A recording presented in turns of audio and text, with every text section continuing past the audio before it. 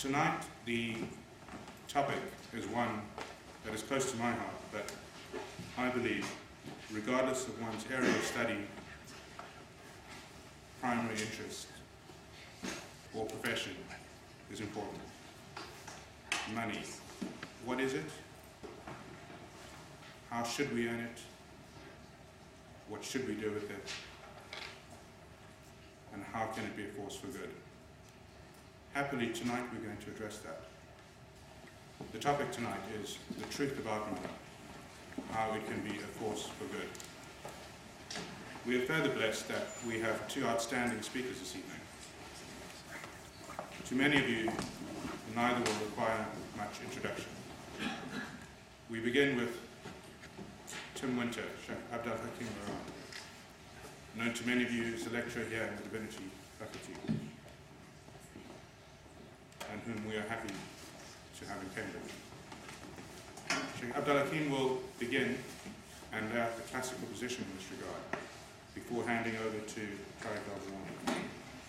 As you may be aware from the handout on your seat, Tarek al-Diwany is currently a writer and a consultant in Islamic finance, and worked some time ago in bond derivatives.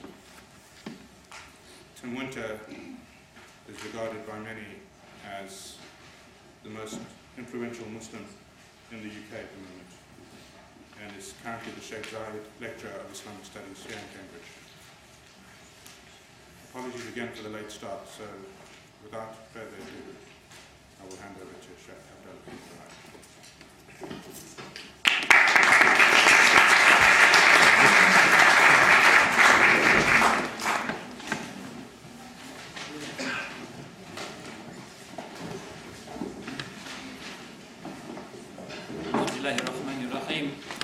والسلام على أشرف الأنبياء والمرسلين سيدنا ومولانا محمد وعلى آله وأصحابه أجمعين. I'm not quite sure what I'm doing here this evening, since as an academic I don't really know very much about money, but what I thought I'd do was to serve as a kind of warm-up act to somebody who really is an expert by just sharing with you a few medieval Islamic texts about what nowadays goes under the rubric of business ethics.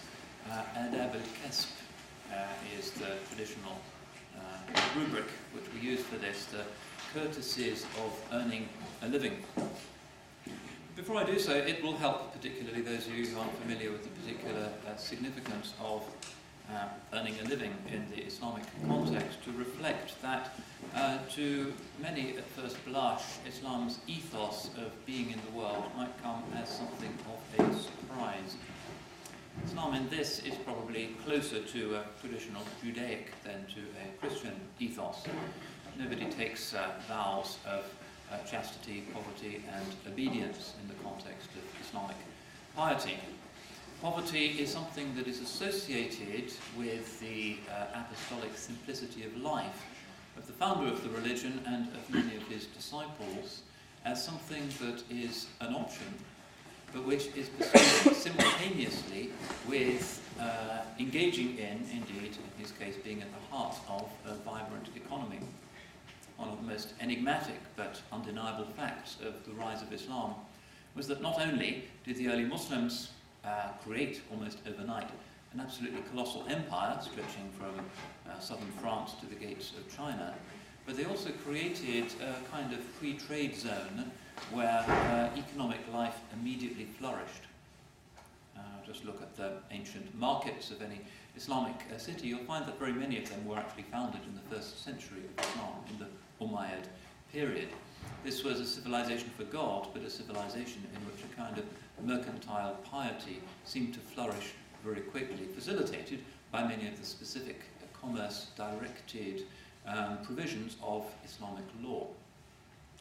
Islam's origins in praxis in the city of Medina, a place where there was not just a mosque but also a marketplace next to it, a place that had an agricultural life, a place where there was buying and selling as the city lay on a caravan route, a place where there were people coming in from the desert hinterland in order to sell stuff and to buy stuff, meant that from the outset the religion has recognized the compatibility of serving God with earning a living and indeed engaging very actively and constructively and competitively with the wider society. And many of the great scholars and saints of Islamic history, while revered, very frequently saw a simplicity of life, because if they earned, they would usually give.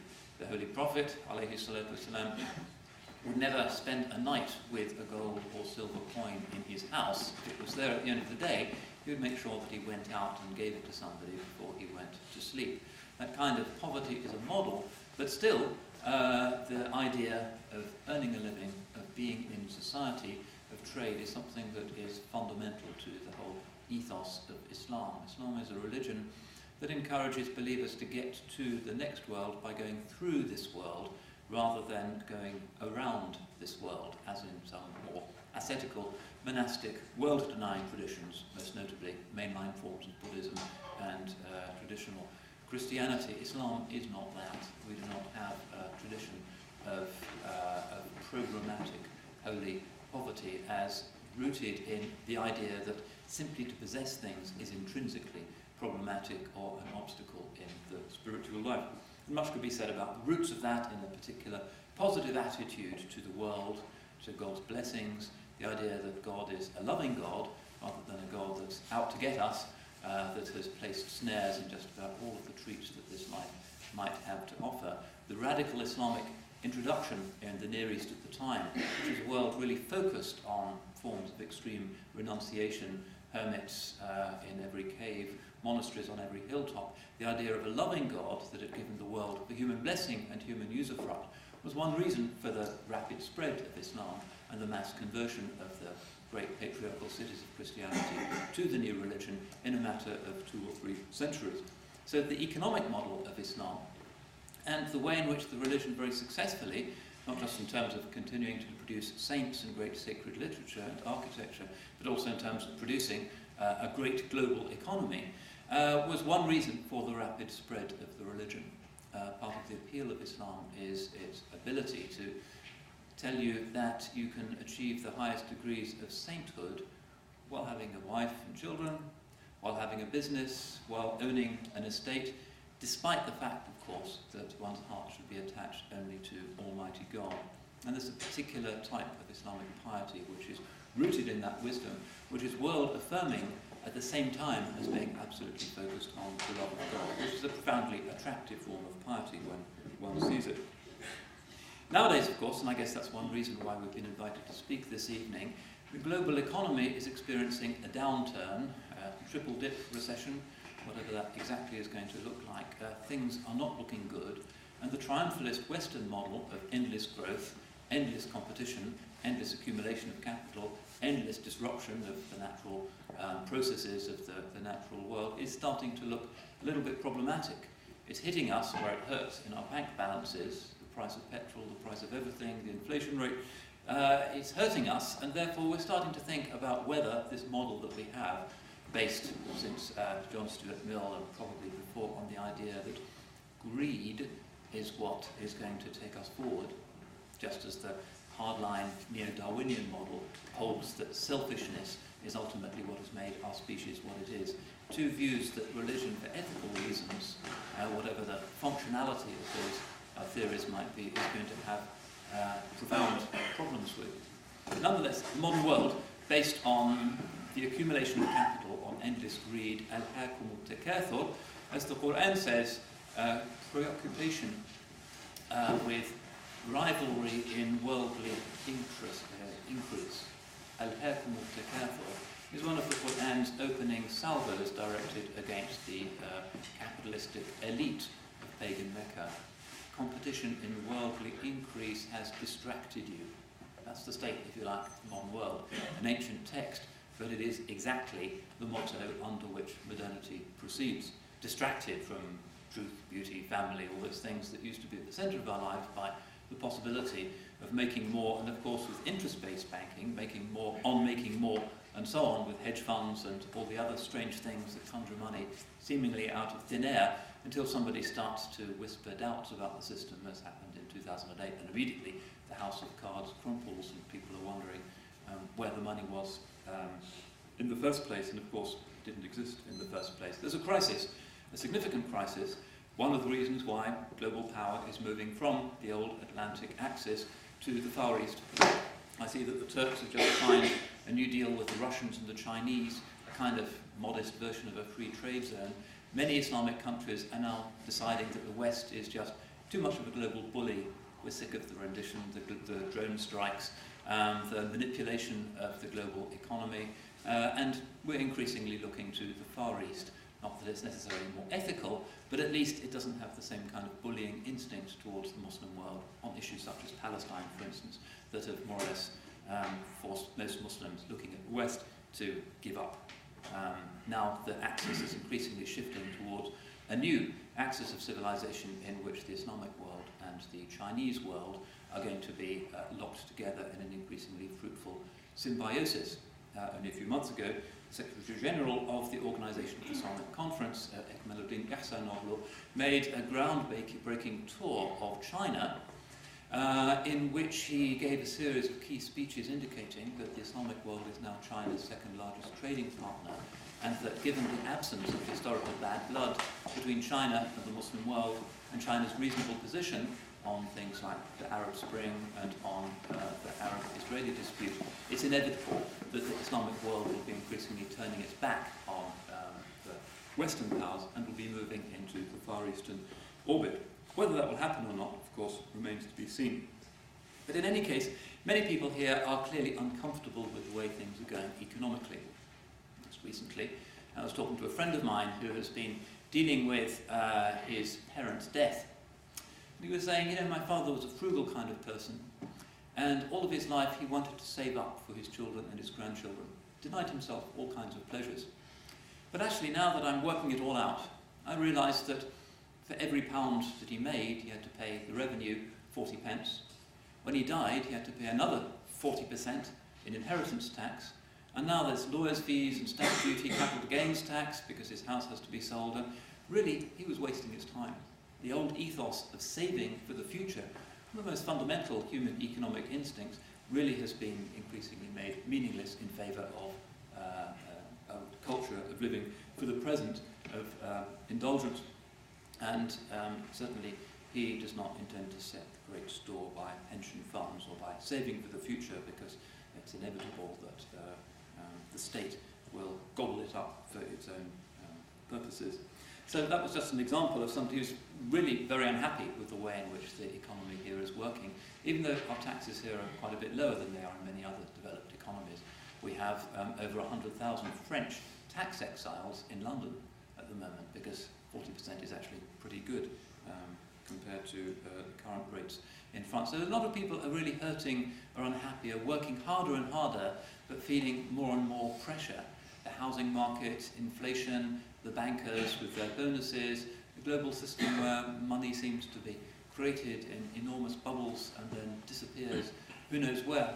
The fact that the entire budget of the People's Liberation Army of China is now paid for by the US taxpayer, because of all of the treasury bonds that the Chinese have bought in order to pay the US government, which had to bail out its big mortgage lenders, Freddie Mae and Fannie Mac in 2008, 2009, an absolute catastrophe. As a result of that, the US taxpayer is paying for the entire budget of the Chinese armed forces. And many people think this is a system that is on the verge of collapse. And people are starting to overcome their snobbishness about alternative economic models. Certainly in the Islamic world, where there is an economic model which has shown its worth, the Islamic banking sector, for all of its problems, is now capitalized at almost $1 trillion and counting. People are starting to look with more seriousness and more respect at non-interest-based models of banking as something that could provide a more equitable and a more humane future. In any case, I just want to go through a few of these texts just to indicate how important is the practice of seeking heaven and pleasing God in the marketplace in our civilization. Just to kind of perfume the atmosphere with some of these scriptural quotes before I hand over to Tarek. Begin with a hadith. The Holy Prophet, in a hadith narrated by Abu Huraira, says ثلاثة لا ينظر الله إليهم يوم القيامة عطل مستكبر ومنان بعطيته ومنفق سلعته بيمينه. There are three people whom God will not look at on the day of judgment. Someone who is self-satisfied and proud, someone who gives and then makes the recipient feel indebted or small, and somebody who sells his goods by taking an oath, by swearing. In other words, somebody who's deceitfully purveying his goods. Now, I'll go through some of Ghazali's basic principles of commercial ethics. He divides this in his famous Kitab Adab al-Akl into 4 basic headings, and he's writing this book for Sufi aspirants, people who are looking for God in this world and looking for God, the way to God through the bazaar, through the souk. So he says that there are 4 principles that somebody who is economically active, buying and selling, needs to recall. Firstly, he says there's something called Tarek al-Thana, which means not praising, specifically not excessively praising the stuff that you are offering for sale. Because if you praise your goods deceitfully, you're guilty of lying, and also, if the person actually buys, of cheating. So if you're selling your house, you have to point out the leaky roof, you have to point out the old carpets, you have to point out the need for a new damp course and subsidence issues.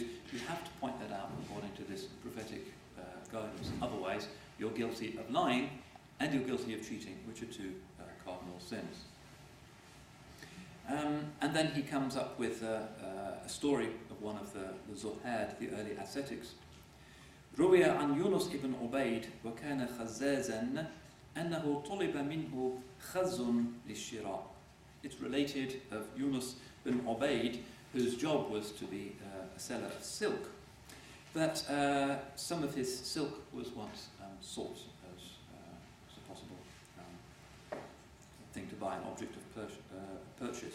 فأخرجه غلامه ونظر إليه وقال, so his servant, the boy who's working for him in his shop, brings it out, and then the servant boy looks at it and he says, Allahumma rzuqna al-jannah, O God, bring us to paradise. So he's in this shop in the bazaar, he brings out the silk, and the guy who's selling it says, O God, bring us to paradise. فقال لغلامه رده إلى موضعه. And so Yunus, who's in charge of the shop, tells his boy, put it back, ولم يبيعه وخاف أن يكون ذلك تعريضا بالثناء على السلعة. And he refused to sell it.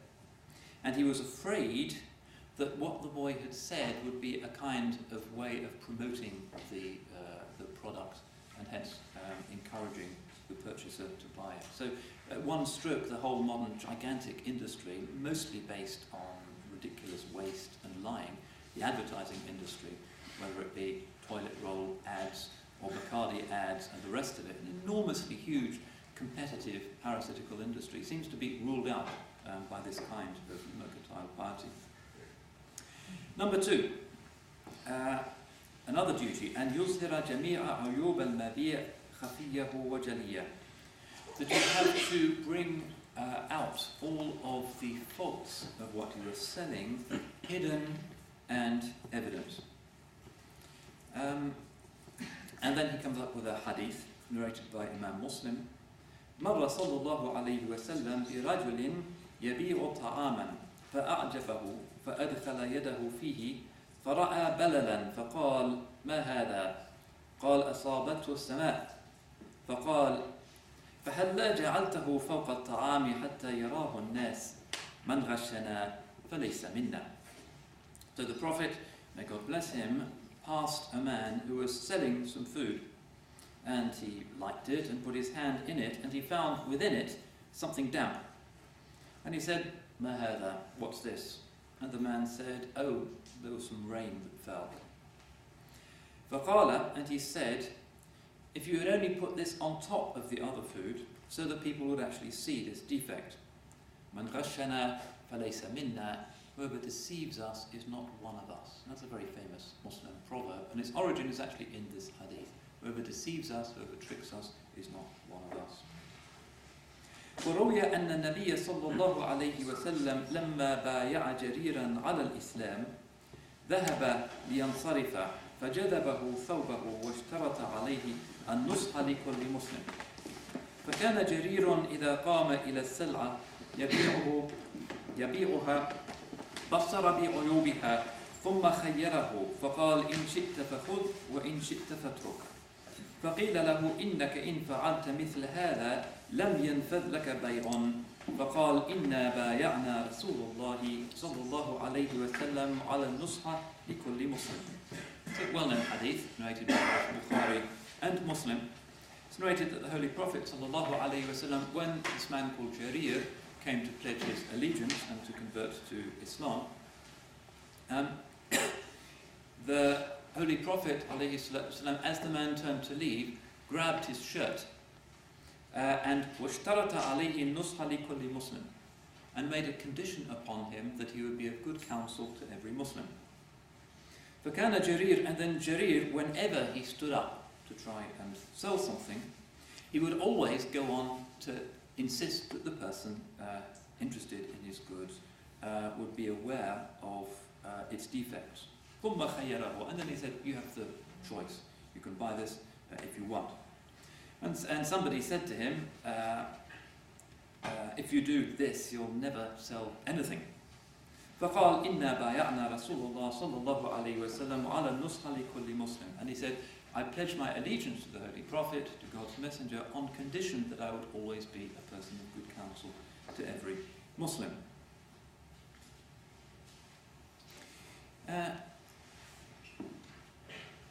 Principle number 3. أن لا يكتم في المقدار شيئا. That he should not conceal anything or underestimate when he is measuring. In other words, if you're selling cloth, you give full measure. If you're measuring out wheat or barley or some other foodstuff, you make sure that you give full weight or more.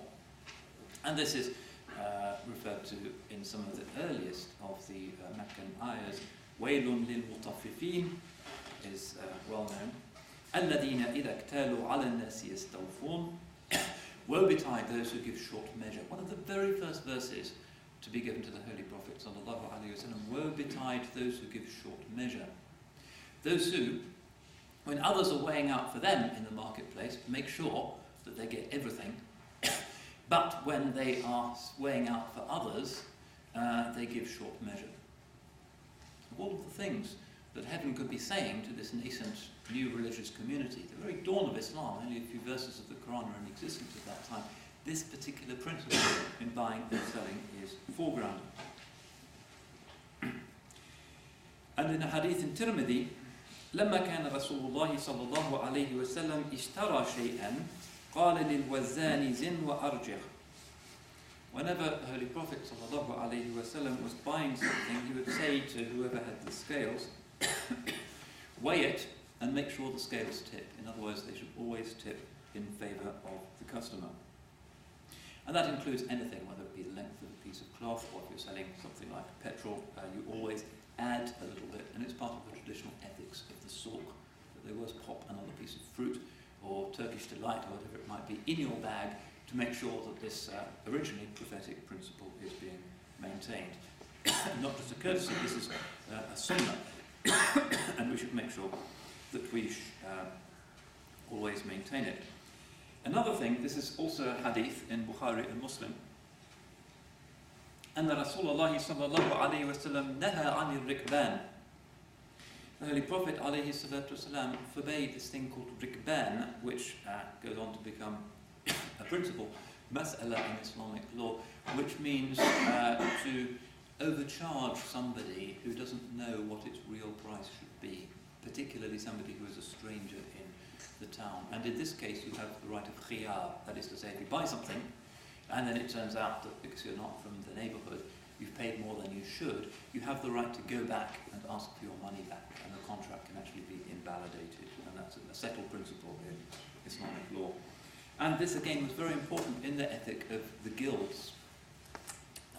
One thing you don't see in the contemporary Islamic world, where often a place like the Grand Bazaar in Istanbul can be, better watch out, it's free-for-all, is the existence, only 100 years ago, or even less in some places like Yemen, of guilds, asnaf, where these adab al-kasb, where these commercial ethics were practiced and enforced. In order to get a shop in the bazaar, in order to be recognized as somebody who had the right publicly by the public inspector, the muhtasib, to buy and sell in public, you really had to be a member of a guild and to have, as it were, graduated after a 7-year apprenticeship from that guild. And there would always be what in the Turkish world was called yol atası, that is to say the father of the way, the head of the guild, who kept an eye on all of the people who studied with him, whether it was boot making or making Turkish delight or fixing the roads or whatever it would be, but make sure that those people were always maintaining the ethical standards of their guild. As they entered the guild, there would be a document in the Turkish world called a futuwetname, where these young men would undertake to be, as it were, spiritually chivalric. Pursuing this particular career or calling was a spiritual vocation, an opportunity to overcome their own greed and an opportunity to help others. So the shop itself was seen as a religious place, a place where you could overcome your own greed, your own laziness, your own indifference to the poor, and enhance your ethical lifestyle. Recently I examined a PhD thesis on Bosnian guild documents in Oxford. It was interesting to see how these things were quite rigidly enforced. For instance, if you were in the bazaar in Sarajevo and you were caught overcharging somebody who was not from Sarajevo, somebody from a village who didn't know what the true prices were, then the head of the guild would come along and he would recite a prayer and your shop would be closed for a specific period. He would have a piece of cloth which had Quranic embroidery on it, and he would ceremoniously lay it over your goods, whatever they were, and then you would have to sit there with the door of the shop slightly open until the specified number of days had elapsed, and then the guild master would come back and he would recite Quran, recite prayers, and take the cloth away, and you were allowed to trade again. And these elaborate institutions, which were very common in the Islamic world until almost living memory, but not quite, all go back to this prophetic guidance, and of course were believed to be precisely that, simply aspects of the Sunnah in the commercial world. And the final one of these 4 principles that Ghazali urges upon us, al-ihsanu fil mu'amala. When dealing with others, do so with courtesy and kindness. And this is the principle of ihsan, which is standard Quranic teaching. وَأَحْسِنْ كَمَا أَحْسَنَ اللَّهُ إِلَيْكَ. As God has been good to you, be good to others. إِنَّ رَحْمَةَ اللَّهِ قَرِيبٌ مِنَ الْمُحْسِنِينَ. Allah's mercy, His grace, is close to the people of ihsan, the people who do things that are beautiful. And this virtue of ihsan is, of course, in the hadith of Jibreel alayhi salam, regarded as the highest of the degrees of the religion. So ihsan is something that's possible even in the apparently mundane business of buying and selling. And this is not to do with the halal and the haram, what's a legal transaction, what's an illegal transaction. That's only the beginning of business ethics in Islam. It's to do with a certain courtesy, a generosity, a certain restraint, a certain civic sophistication and subtlety in the process of economic transactions. So, a number of basic principles that Imam al-Ghazali lists under this. There's 6 in particular. One of the vices of kasb, of trade, is called mughabana in Islamic ethics. Of course, it's legitimate to make a profit, and that's perfectly halal. But excellence, this ihsan, consists in not overcharging when somebody really actually needs something. So, another story about Yunus bin Ubayd, who's one of the Salaf who is frequently used as an example of somebody whose path to Allah led specifically through the bazaar. He had a clothes shop, and he used to sell thawbs, long tunics, for 200 dirhams and robes for 400. Once he went off to the mosque to pray, leaving his nephew in charge of the shop. And on his way back, he sees this guy from the desert, this Bedouin, who's wearing one of his thawbs. And he asks him, how much did you pay for that? And the guy said, I paid 400. So he takes him back. Even though the man is protesting, he said, it's a good price. In my country, we pay 500 for a shirt like this. But he takes him back to his shop and he insists on paying him back for 200. Why? Because this is a poor chap. This is a guy from the desert. And he probably only has one of these robes and wears it until it wears out. And he's insisting that he's not going to take this profit unduly. Principle number 2 under this ihsan heading is ihtimalul ghaban, putting up with somebody else's overcharging. If you buy something from a poor person, you should allow them to charge a high price. And then he cites a very famous hadith, one of the most fundamental texts from the scriptures which are used in business ethics in Islam. The Holy Prophet ﷺ says, رَحِمَ اللَّهُ مْرُؤًا سَهْلَ الْبَيْعِ سَهْلَ الشِّرَاءِ. May Allah have mercy on somebody who is easy when he buys and easy when he sells. In other words, he makes allowances. He doesn't really try and pin the other person down and grab the last penny. He's looking for the opportunity of thawab. Principle number 3 under this ihsan heading, istifa al-thaman, which basically means allowing people plenty of time to pay. And this is, again, the meaning of a hadith, which is a sound hadith narrated in Imam Tabarani. Ismah yusmahu lak. Be generous, be tolerant, and tolerant generosity will be shown to you. And specifically the meaning of this, according to the commentators, is in getting paid what you've sold. And it's in the Quran as well, in the context of reclaiming debts. وَإِنْ كَانَ ذَا أُسْرَةٍ فَنَظِرَةٌ إِلَى مَيْسَرَةٍ. If somebody who owes you money is in difficulty, then give him time until things are easier for him. The natural Quranic principle here. And then in the hadith, مَنْ أَنْظَرَ مُعْسَرًا أَوْ تَرَكَ لَهُ حَاسَبَهُ اللَّهُ حِسَابًا يَسِيرًا. Whoever gives additional time to somebody who owes him money or releases him from the debt, God shall give him a gentle accounting on the day of judgment. And then the other way around, repay. Famous hadith in Bukhari and Muslim, خِيَارُكُمْ أَحْسَنُكُمْ قَضَاءً. The best of you are those who are best in repayment. And one of the meanings of this is doing it as quickly as you can. It's a dreadful thing if you've borrowed money, or even if you've borrowed something like a book or whatever it might be, just to hang on to it because you couldn't be bothered, or it's useful, or you just don't care about the other person's possible need for this money or this product. The dreadful thing is to hang on to it. The ihsan here, it consists in returning it as soon as you can. And again, he provides produces this famous hadith, رَحِمَ اللَّهُ إِمْرُؤًا سَهْلَ الْبَيْعِ سَهْلَ الشِّرَاءِ, which is the well-known form of the hadith, which we just had. Allah will have mercy on somebody who is easy in his buying, easy in his selling. And then he has another version of the hadith, in which the Holy Prophet goes on to say, سَهْلَ الْقَضَاءِ سَهْلَ الْإِنْقِضَاءِ, which means somebody, when he's reclaiming money that's owed him, is easy and relaxed in the transaction, and also somebody who repays loans easily. And that's the completion of the hadith. Form of ihsan number 5, allowing people to change their mind after a transaction. This is again not a legal requirement unless there's a specific khiyar clause in the contract. The issue of khiyar and changing a contract after the Fatiha has been read and the customer leaves the shop is something that's discussed in the books of fiqh, and the qadi may have a view on it.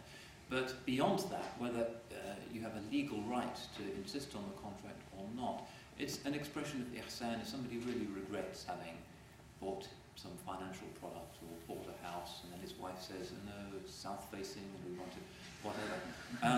It's a form of ihsan to see that person's difficulty and their distress, particularly if they don't have much money, and to allow the contract to be negated and the sale to be annulled.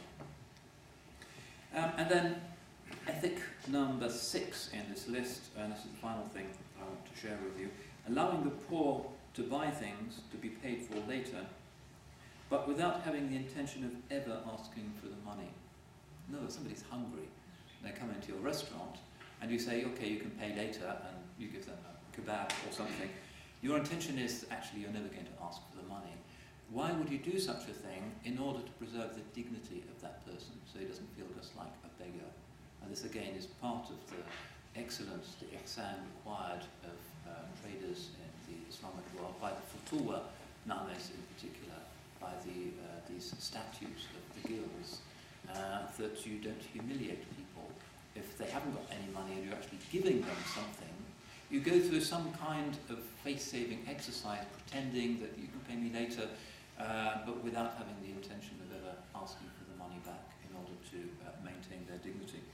Now, Imam al-Ghazali's book on Adab al-Kasb is actually one of the most beautiful things that's ever been written, I think, on the ethics of trade. And what's interesting is that he's not recommending some kind of retreat into a hopeless, uneconomic, unrealistic model. He's speaking to people who are in a hugely successful civilization. This is the civilization of Sinbad the Sailor, Baghdad and the Arabian Nights, and everybody's buying and selling, and there are ships, and they're trading with who knows where. Brilliant mercantile civilization, but the heart of it is this religious ethos, which has the religious people actually at the heart of the economic life of their society, rather than withdrawing from it and allowing the likes of the kind of people who are in the boardroom of Morgan Stanley or wherever, who generally aren't motivated primarily by a desire to serve or a desire to reach God, to dominate the economy. So another virtue of this Islamic ethic, which is to encourage people to buy and sell as part of their life of piety, is to ensure that economic life and society is not driven ultimately by the greedy for their own interests and the interests of their family. And this again is one reason why ethical standards have been high historically in the Islamic world. It's idle to suggest that the economic success of medieval Islam was not in part due to the fact that generally it was not a very corrupt system. People were afraid of hell, and they didn't want to cheat, and they were following these basic ethical principles, and books of Adab al-Kasb. Very many books of this kind were generated, so that the most ethical people in society were the people who were in these very sensitive parts of the economy, and making sure that this very important part of human society is not just left to people whose concerns were basically this worldly.